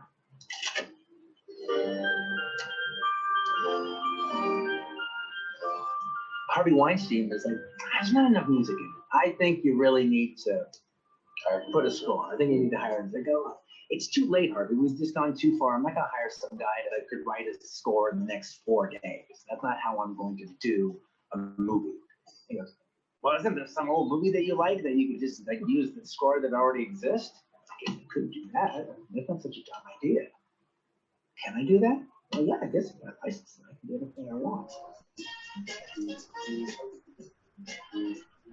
Well, you know, on the day this piece of music you're using, you can get even more clever with it. I thought, well, I don't see any reason to change. I like doing it this way. I never want to trust a composer with the soul of my movie. But I had a little voice in my head saying this material deserved an original score with Morricone. Because yeah, you know, so I see a theme that it's moving forward. There's a forward momentum to it that suggests a stage code. Moving forward, but the important part of the theme is the fact that it truly suggests the violence that will follow eventually. That sounds pretty fucking good. Yeah.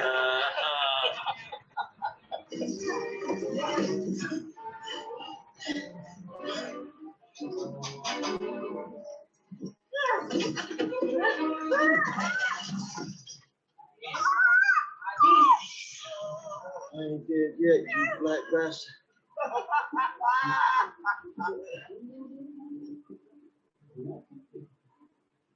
Filmography is not a hit or miss thing. You have a vision, you have a voice, and each new film is your new conversation. Times are changing slowly, but surely. And it's men like you that will make a difference. It feels magnificent to be able to work in this art form at a level of genuine artists. We have a little mantra that me and the crew have been doing a long time, where we say, okay, we've got it, but we're going to do one more. And why are we going to do one more? And then the whole crew screams out, because we love making movies. And we do. We're living a great life that we're just absolutely blessed to live it. Starting with that pen and that blank piece of paper, that is my journey. That's my heart of darkness. That's what I'm really here to do. This is a zeitgeist moment. This is a phenomenon. I'm not going to get another phenomenon the next movie out. I should throw them for a loop.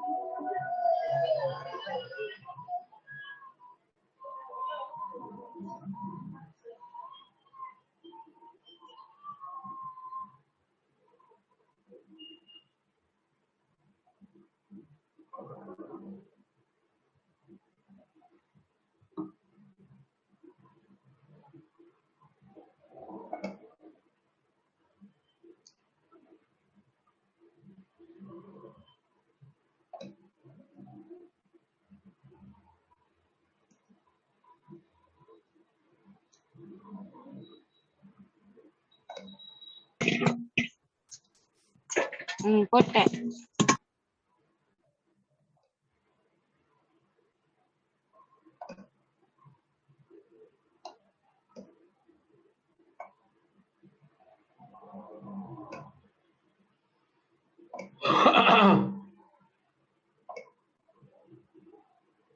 Why is this such a problem?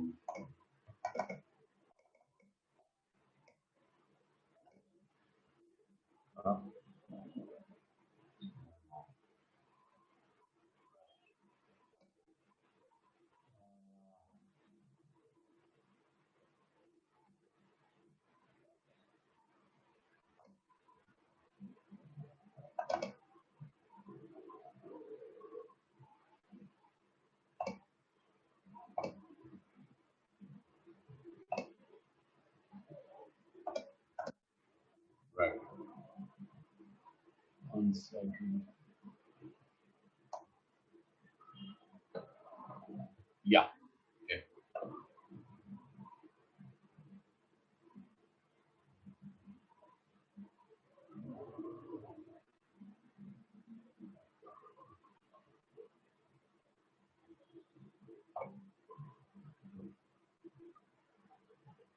My mic is on.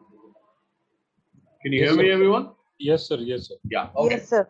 All right. Now, I hope I've been able to contextualize the whole thing, give you a fair idea of what direction is, what is the director supposed to do, what is the various, what are the various needs of a director as per temperament and as per understanding and craft and execution.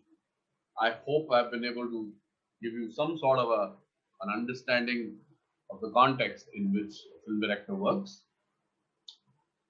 It's not easy to try and put all of this together in such a short period of time, but at the end of it, after another 10 minutes, I'll open it up for questions. If there are any further doubts, then we could always talk about it. But as of now, I have, in the limited time and space available to me, I've tried to comprehensively give you a fair idea of the job of a director and what really is the art and craft of direction. Now, moving further from here, some basics, types of films as a form of art, various film forms that resonate with preferences of film enthusiasts across the world. Among the popular types of films, as we all know, animation.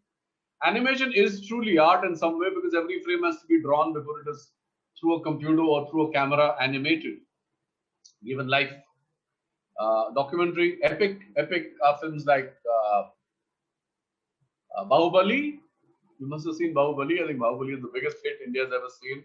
It apparently grossed 1,300 crores worldwide by the end of it. So you must have seen it. I'm sure everybody's seen it. So that is epic for sure. That is an epic film. 10 Commandments. Films that are historical, yet films that have a kind of a mythical or a larger than life feel to it, a spectacle, are come under the genre of epic films. Experimental, any film can be experimental, which move away from the norm. One film example that comes to my mind, there's a filmmaker called Jean-Luc Godard, French filmmaker. Godard made a film which was completely out of sync in the sense the picture and the audio were not synchronized. And he did that deliberately. So that's going to the other level of experimentation altogether. Is to deliberately to confuse the audience, you make a film which is totally out of sync, where the sound is running at its own pace and the picture is running at its own pace. But those are not necessarily the kind of experimental films I'm talking about. Experimental films are films that fuse genres, that bring together different types of storytelling, different types of filmmaking, and kind of experiment with form and content, both. Most initially, at least, I'd say maybe half a century ago, a lot of the really good experimental films came out of East European cinema. And that was also because they were behind the proverbial Iron Curtain, where communism prevailed in those countries at that time. And they made films under very, very restrictive circumstances. So a lot of those films had to use experimental devices to get their voice across to the world without being censored, without being put into jail, without being suppressed as artists. So experimentation became a political statement in that day and age. Of course, today experiments are done with all kinds of forms of film. One of the biggest experiments that is happening today is in the 3D space. The other experiments that are happening are when you see all these films like Avengers and Star Wars and all these sci-fi movies. So there's a lot of experimentation with form, where you bring in a lot of special effects, bring a lot of different kinds of action sequences, where there is a lot of interaction between human and non-human characters and protagonists, those kind of experiments. So experiment itself is not an end. Experiment could be a means which could add to and layer storytelling in a dramatic content. Drama series, I think a lot of us are consuming drama series these days also thanks to COVID on various OTT platforms, Netflix and Amazon and so on and so forth. कहीं पर पटाखे फूट रहे हैं किसी दिवाली बन रही है camera क्या मैंने इसके anyway. So these are the various popular types of film, and of course, next, the one example I wanted to share, I'd forgotten about this. When we talk about, I've shared Tarantino's work with you. But one of the filmmakers who's been credited to be the complete technician and a master technician in Indian cinema is Satyajit Ray. And Satyajit Ray was a complete filmmaker. He was an artist, perfect. He wrote the script. He drew every frame of his film on paper. So he storyboarded every shot, every frame of his film. He was an illustrator to start with in advertising. He later became a filmmaker. He composed music. He would operate the camera. He did just about everything. He was a complete technician. Now, one of the examples I want to share with you, and all of you should go back and watch the first 7 minutes of Charulata to realize what a master craftsman this gentleman was. It was 1964 film, released in 64, so he must have been shooting it in 62, 63, right? He used every lens possible, every lens meaning every magnification possible, from 50 to 20 to 70 to 100, every lens possible to create those 7 minutes of drama. He had a 40-second score which was timed to perfection over those 7 minutes, and he did not have a stopwatch to time those 7 minutes. But when that sequence was edited, it was perfect to 7 minutes. Look at the mastery of the craft. Look at the mastery of the understanding of the craft, the timing, the writing, the way he drew every frame, the way he planned the entire sequence out. And when it was edited, it was perfectly down to the last second to 7 minutes of time. That, according to me, is a true art and direction. That's a perfect filmmaker who knew what he was doing. Before the dependency on any digital or any other device, this man knew exactly what he was doing, just with his own watch, probably. Amazing. I just wanted to share this example with you. And all of you should go and watch Charulata if you've not seen it. It's an amazing film. And this is one sequence that really stands out as truly being a good, being a master craftsman. The other basic movie genre is action. Some of the examples are films like Wanted, Sarfarosh, Bahubali, Sholay. Now, Bahubali can also go into epic, can also go into historical, can also go into adventure, right? So there are many, many films, especially in Indian cinema, where we combine many genres in the same film. We said a masala movie, complete entertainment. Formula 44, उसमें सब कुछ होगा. जैसे हमारा खाना होता है, हर तरह का मसाला होता है, right? तो ऐसे ही हमारी फिल्में भी होती है, उसमें कॉमेडी भी होती है, ट्रेजेडी भी होती है, एक्शन भी होता है, रोमांस भी होता है, फाइट भी होता है, सब कुछ होता है, ताकि ऑडियंस को हर तरह का मसाला मिले उनकी जिंदगियों की तरह. तो Indian cinema to large extent reflects our lives and our appetites. Comedy Andaz Apna अपना. Borat, Parasite again is a film that can go into the genre of drama also. Parasite is another film that can go into comedy also. It can also go into tragedy. So there are many, many different genres. Like I said, films incorporate various genres into them to justify and to create interesting layered dramatic narratives. Drama again, Saransh, Thappad, Titanic. Titanic was definitely one of the most dramatic films made in recent times. Fantasy, Harry Potter, Avengers, Wonder Woman. Wonder Woman has just been released recently on Amazon, I believe, the 1984 version. Horror, film called Bhoot. Poltergeist, I still find to be one of the creepiest, most scary films ever made. Exorcist. Then Mystery, Woman in the Window, recently released, very, very good film. If you've not seen it, please watch it. It's on it's either on Netflix or Amazon. Andhadhun, I'm sure all of you have seen it. Drishyam. Romance, well, Dilwale Dulhaniya Le Jayenge, romance. Crazy Rich Asians, romance. Thriller, Indiana Jones series, which is also adventure. Thriller can also be recently released, Madam Chief Minister.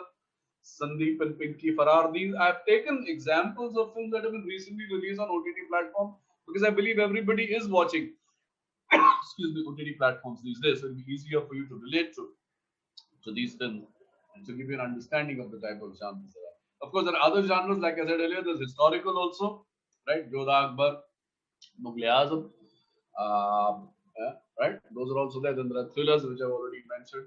So and as you go along and you become more and more well versed with cinema and the genres of cinema and the subgenres of cinema, you'll see that many things get combined to layer the dramatic narrative, which don't necessarily remain classically in one genre only, but they jump genres or they combine genres to create a much more interesting impact and give the audience a more dramatic experience.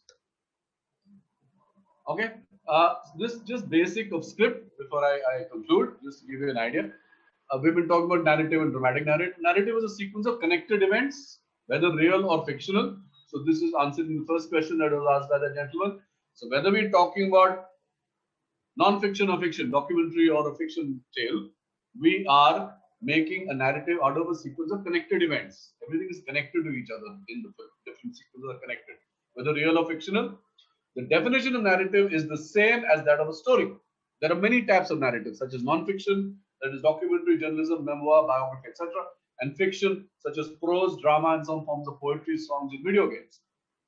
Right? What is dramatic narrative? Dramatic narrative is a three-act structure. Again, it comes from theatre.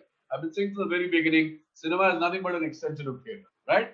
Three-act structure is there's a premise where we set up the story, we set up the characters, we talk about the fundamentals of the characters, the body language, where they come from, the geography, the topography, their do's and don'ts, the likes and dislikes, the characterization. Then we go to the conflict. Conflict is there is this one character. It's always about one character. Remember that there's always a central character or a central protagonist who has to travel from point A to point Z, and wherever he or she comes into some sort of a conflict, somebody will stop them. Best example, take a love triangle. Two guys, one girl, both of them want the same girl. Right? A wants her and B wants her. Now the moment A moves towards her, B cuts it. The moment B moves towards her, A cuts it. So they'll keep conflicting till one of them get the girl, or neither of them get the girl. Depends on how the film is structured, whether it's a comedy or a tragedy, whether it's happily ever after or not. So eventually that's the resolution. Eventually, whatever is the culmination of the journey of that particular character. If you take a tragedy, say ek duje ke liye, so both of them die.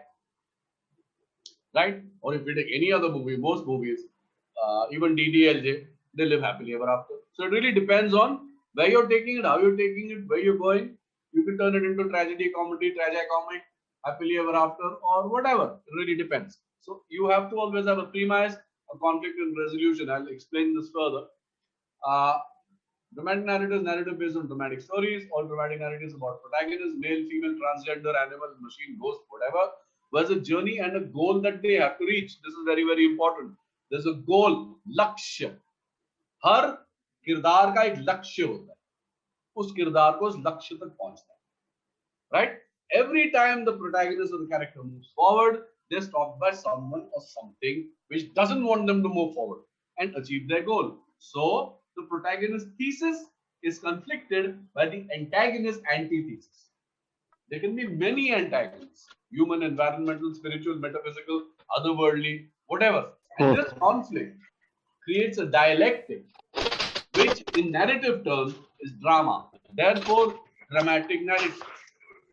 Anybody stopping anybody from moving is a conflict point, is a high dramatic point, is a plot point, is a point of drama. There is always drama for the audience. What will happen next? Anticipation, tension, anxiety. Will he want it? Will they want it? Will it happen? Won't it happen? So you're waiting. You're hooked. Right? That is drama. This is how it happens. I'm sorry, my drawing is terrible. But the characters move from point A to point Z. Right? This is a fundamental graph.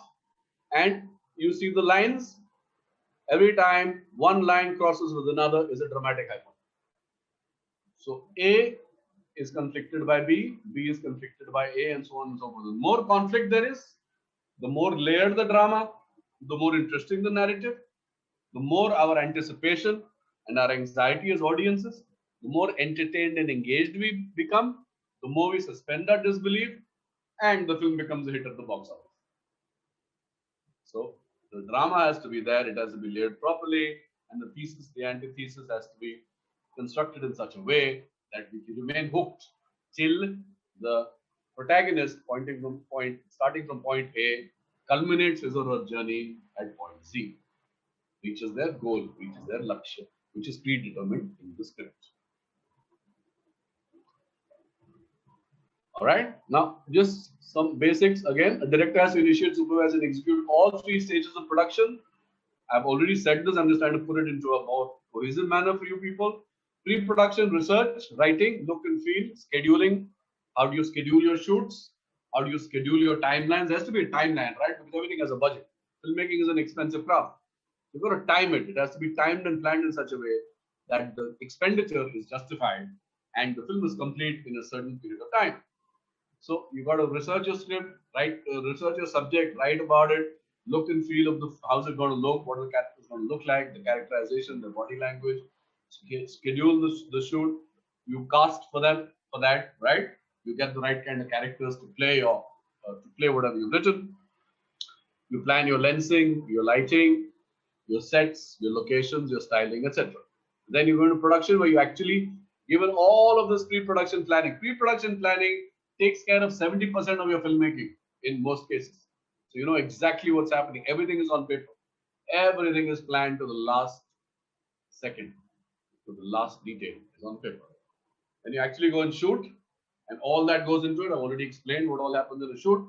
And then you get to the editing table where you cut the film, you put in your effects, your sound, your music, your titling, your graphics, whatever you need.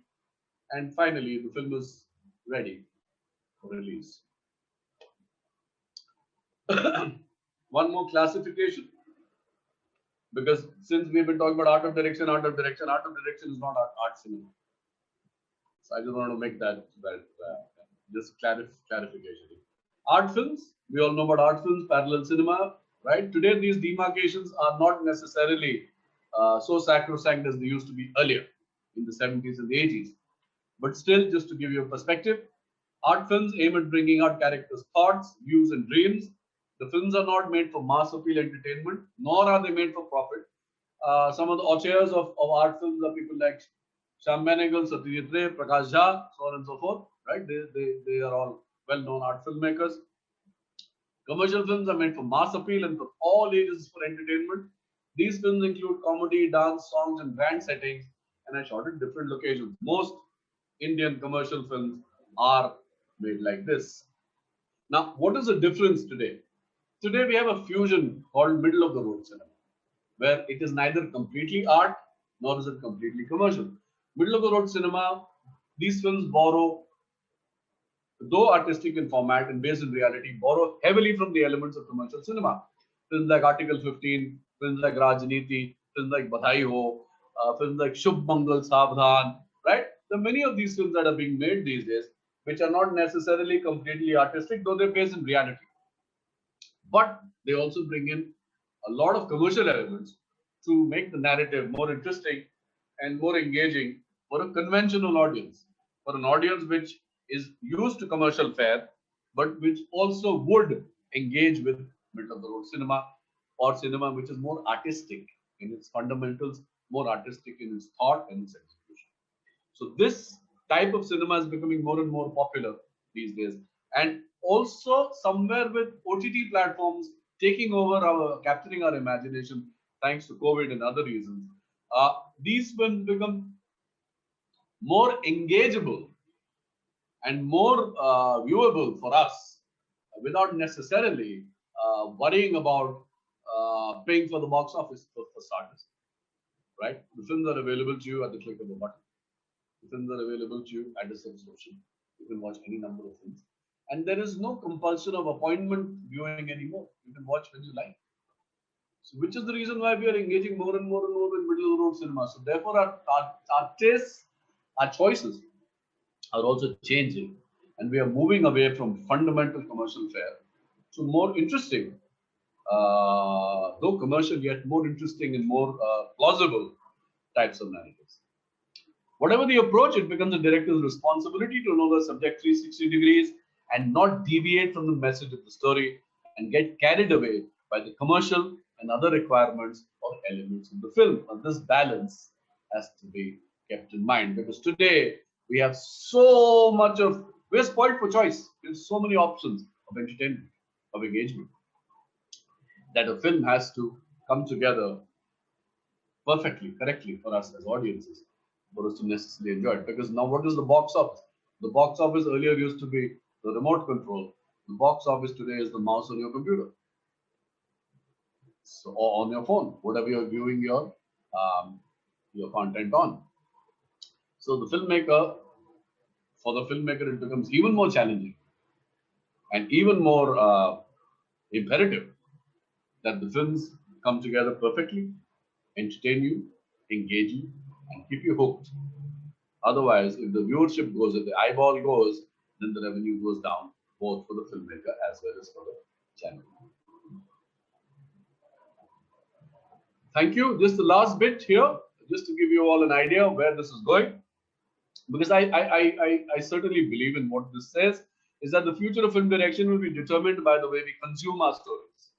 We live in a market-driven industry which is going completely digital, and we are hooked to our smartphones where everything is an app: WhatsApp, Instagram, Facebook, Snapchat, etc. We have replaced letters, telegrams, newspapers, magazines, television, radio, and even cinema.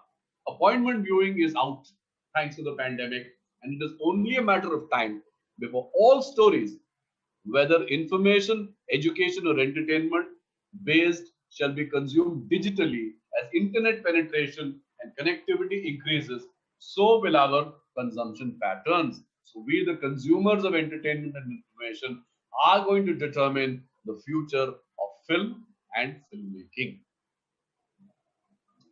Thank you very much. I'm open to questions now.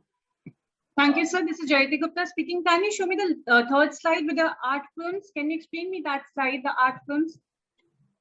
I beg your pardon? Third slide. Oh, you want me to share again? The All slide. right. Hang on. I've closed it. Just give me a minute. Yes, sir. Just give me a minute. I'll have to open it again.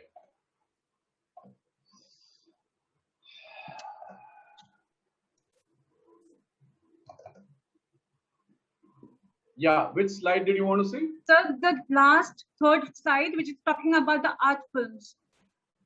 All right, hang on. After the director, pre-production, post-production. Yeah, I got you. One second. Just a minute.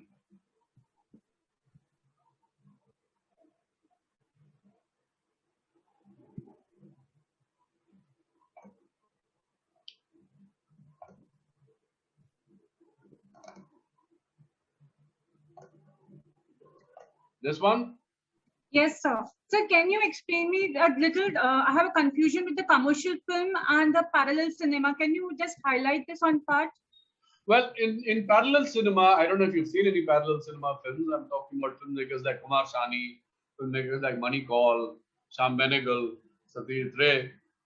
These films were based on reality. They depicted stories on an as-is, where-is basis without embellishing them with songs and fights and larger-than-life elements.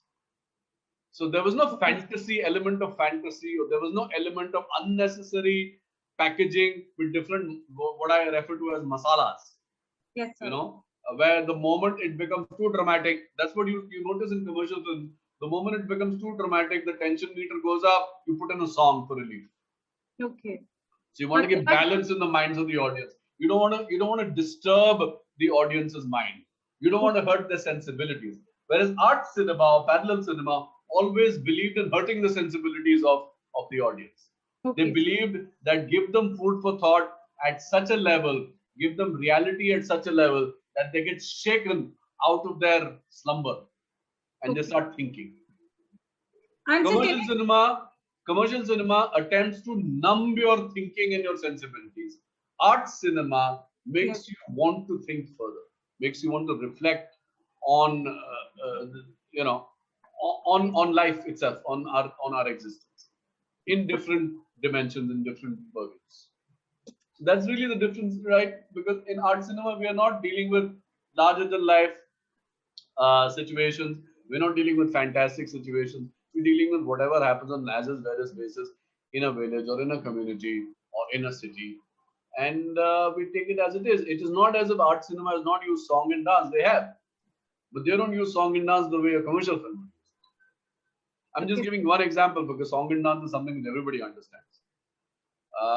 So you will have more realistic, more plausible, more in the realm of possibility situations rather than fantastic situations, which we often see in commercial cinema, which are what attract the audiences to start. Okay. I hope I've answered your question. Thank you so much, sir. I got my answer. And sir, one thing I wanted to ask you about the dramatics narratives, where you explained about premise, conflict, and resolution. Can you highlight something on premise? Okay. Which is a recent film you've seen? Let me use your film as an example. Sir, I have watched the movie Another Round, which is a Dutch movie based on the alcohol, that how much amount of the alcohol has to be drunk by the professors, and they have done the research on it. So this movie I have seen on next. Fiction, not non-fiction. Fiction. The fiction I have seen Wonder Woman. All right, Wonder Woman. Now, where does Wonder Woman start? Do you remember where it starts? It starts when she goes into her past, where she was like doing an athletic play in the Greece. So it starts from that. So that is the premise. That is to tell you who she is, where she comes from, what kind of a character is she, what is her backstory, okay, what is the kind of conflicts that she has faced, and it sets you up for facing further conflicts in a similar realm of dramatic exposition. That is the premise. Okay, sir. Thank you so and much. then comes the first conflict. When does the first conflict come in? The fight in the mall. Yes. Right? And then it's moving towards a resolution to find a solution to the problem. Yes, sir. Got the point. Got it? Thank All you. right. Yes, sir. Thank you so much, sir. Most welcome. So I can stop sharing the screen now? Yes, sir. Right. Thank you. All right. Welcome. Okay. Anyone else? Questions, please? I'm open to questions. Please go ahead. Bhanu sir, there are some questions in the text chat box. You can take from there. Chat box. All right. Ji sir. Hi sir. So, good afternoon, sir. I would like to ask one question. Yes, sir, please. if we talk of regional cinema, there are certain ways and style, or kind of we can say there are certain stereotypes. Like a South Indian movie has a particular flavor. A Bengali movie is more kind of, I may be wrong also, kind of more based on social, economic scenario or art. And likewise, Marathi movie is more kind of social cause oriented. So is it a well thought directional formula, or is it more based on what the people react to, or how is it? Like we if practically if we say if you put on Set Max, a particular channel, you would know that this is a South Indian movie going on with like 30 to 60 seconds of hearing the clip, only audio, you can know that it's a South Indian movie, and how will it kind of turn to. So is it a well thought, or if similarly if you see Bhojpuri movies, right, so there's a particular rustic and raw and borderline kind of bold flavor to it. So is it a well thought thing, or it just happened over the years, or is it just coincidence, or is it just a formula ki ye chalta hai to yehi chala lete hain kind? I've got your question. Good question. It's a combination of many factors. Right. The first factor is culture. Okay. What does a culture represent to us as people? What is culture? Culture is a way of life. As simple as that. How we live is culture. Yeah. Right. So every area, every region has their own culture, has their own habits, their own way of looking at life, their own aspirations, and their own ways of folk theatre, folk entertainment, and their own way of language, right, and practice of language. These are the things which determine entertainment. The moment you come to film, or you come to cinema of any sorts, you come to entertainment especially. Entertainment has traditionally been an aspirational mode of viewing rather than as an informative mode of viewing. especially in India. We've always aspired to be like the heroes on screen. So if you remember, if you know the history of cinema a little bit, the initial films that were made were all mythological. So most of the heroes were gods. Right. Yeah. Because it was aspirational, right? Because as people conventionally, we have always prayed to gods. We have some millions and millions of gods apparently, especially in the Hindu pantheon. So we all have prayed to something or the other. So prayer is a part and parcel of our culture, whichever religion we may represent. Right. So aspirationally, gods become our heroes. Next, once you moved into the anthropomorphic stage, once you converted the gods into humans, your heroes became god-like, not like God. Right. Right? So the aspiration again remained what? Larger than life, Maryada Purushottam, can't do anything wrong, morally very correct. Right. And in what fit into your milieu, fit into your culture, fit into your aspiration of storytelling and your aspiration of entertainment. Right. Where did that come from? That came from your folk, your art, your culture, your books, your myths.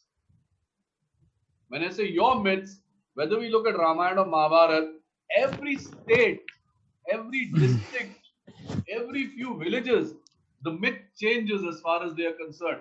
We have different types of interpretations of the same epics across the country.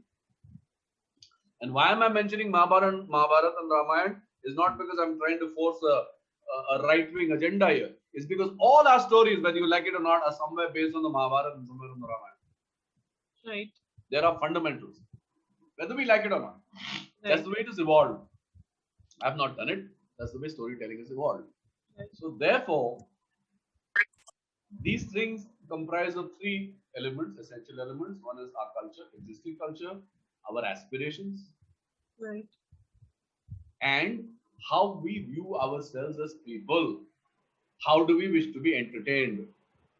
Keeping these three things in mind, films are marketed in such a way that they become saleable, they become acceptable, and they become successful commercial ventures wherein people get entertained by their engagement with the film, and the filmmaker and the distributor laughs all the way to the bank. So it's a commercial transaction which plays upon the hopes and aspirations of the audiences regionally. Right. Whatever works in that region, that is highlighted and that is reflected in cinema. Sir, excuse me, sir.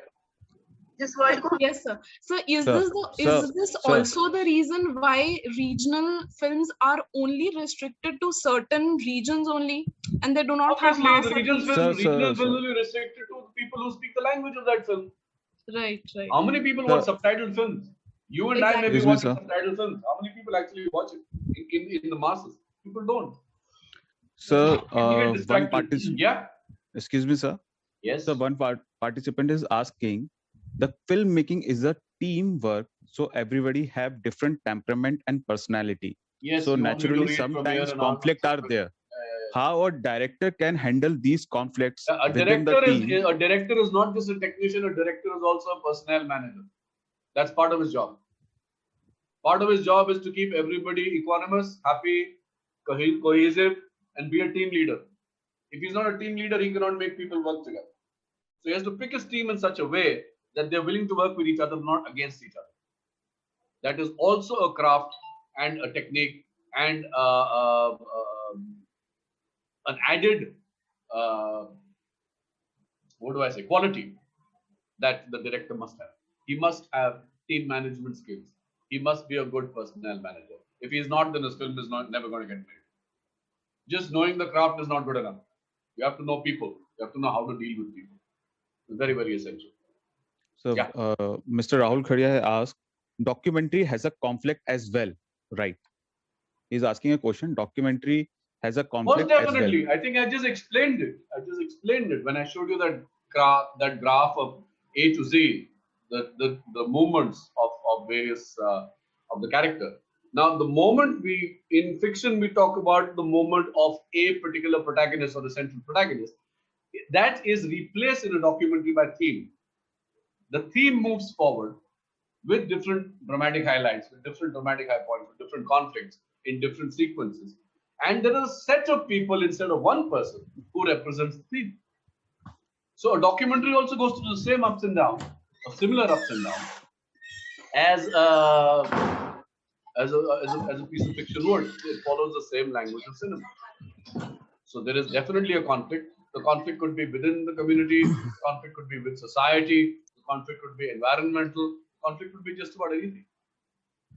It depends on what your film is about. Yeah. Oh, thank you, sir. Sir, Miss Nazni Nazar asked, difference between drama versus serial versus series and its direction. Only the duration and the extrapolation of the drama, nothing else. Otherwise, the fundamental drama remains the same. It is how it is viewed, how it is distributed and exhibited is the only thing that changes the fundamental. A series is every film or every kind of film, including a series, whether it's a web series or a TV series or a film, has a certain duration, which is a predetermined duration as per the discipline of the craft. So a TV series, if you watch a TV soap, it's classically 21 minutes with breaks at every 7th minute for commercials. If you watch a web series is usually 40 to 50 minutes per episode. If you watch a feature-length film can be anywhere from 1.5 hours to 3.5 hours. These are the standards which have been predetermined by both marketing, distribution, as well as exhibition parameters of the dramatic narrative that is being exposed. So that determines the storytelling. Otherwise, the drama or the fundamentals of dramatic narrative remain the same. Yes, television, it is more highlighted. It's more in your face. It is more melodramatic. In web series, it's a little toned down. In films, it depends on the type of film you're making. I hope I've answered your question. Sir, last question. According to you, which is more challenging, directing a normal movie or an animated movie? What is normal or abnormal? That's animated. Okay. Animated also fiction or real events. Well, animated requires a lot more time and efforts. It's like I said, you have to draw every frame out before you actually animate it. It takes a lot more time. It's a very lonely job for the artist. Most animators work alone. And I'm not talking about the blockbuster animation films like Toy Story or Frozen. I'm not talking about Disney Pixar films. I'm talking about the more smaller, the independent, the less expedient, smaller budget films. Where I've seen myself, I've made animated films. I've been through that rigor of making an animation film. Of course, I am neither an artist nor an animator. I get it done. But it takes a lot of time, a lot of effort. Where every frame has to be drawn, and then you got to put it together. Then you got to test out the animation, see if it's working, not working, and go back to it. It has its own set of problems, and it requires a different type of passion, a different type of artistic endeavor, and a different type of implementation altogether than working with actors and working in a set in a conventional manner. So it really depends on what you choose. If you're an artist and you prefer to work alone, then animation is for you. But if you're not an artist necessarily, and if you don't want to work alone, you want to work with people, then you have to make a film with people. So it really depends on your choice. What is easier, what is more difficult is a matter of temperament and a matter of opportunity. How much money you get, how much money you make. Can you afford to do that or not afford to do that? There are many factors. Livelihood is another factor. Just because we make a film doesn't mean that we don't have to stay alive. We all have to have the same needs, right? We all need roti kapda makan, don't we? So it depends. It depends really. But yes, I mean, both are equally easy or equally difficult. It really depends on your temperament as a person or as a creator. Thank you, sir. Thank you, sir. I'm sure, sir, कि participants ने बहुत कुछ आज direction के बारे में समझा होगा और जो एक इतना बड़ा क्राफ्ट है जो मुझे पूरा यकीन है कि 2 घंटे में या 2 आवर्स में उसको कवर अप करना एक इम्पॉसिबल सा टास्क था, लेकिन आपने एक्सपर्टली उसको सा कवर अप करा और सबकी समझने में, डायरेक्शन को समझने में हेल्प करी. Thank you sir. और भी सर हम लोग चाहेंगे कि आप फिर से एक और सेशन में कभी और फिर से हम बात करें इसमें,